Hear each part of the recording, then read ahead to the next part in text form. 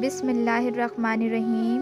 ام المومنین حضرت عائشہ صدیقہ رضی اللہ تعالیٰ عنہ ارشاد فرماتی ہیں کہ ایک رات میں نے حضور صلی اللہ علیہ وسلم کو اپنے بستر پر نہ پایا تو میں حضور صلی اللہ علیہ وسلم کی تلاش میں نکلی تو میں نے آپ صلی اللہ علیہ وسلم کو جنت البقیع میں پایا کہ آسمان کی طرف حضور صلی اللہ علیہ وسلم نے سر اٹھایا ہوا تھا۔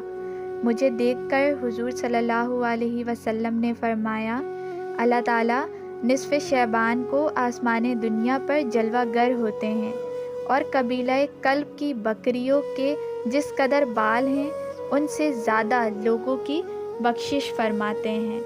سبحان اللہ۔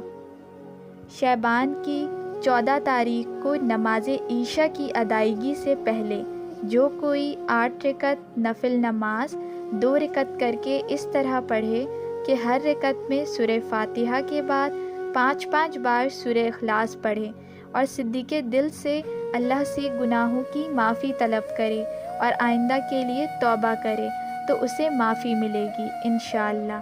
اگر آپ کو میرا چینل پسند آیا ہو تو اس کو ثواب کی نیت سے دوسروں کے ساتھ شیئر اور سبسکرائب ضرور کریں۔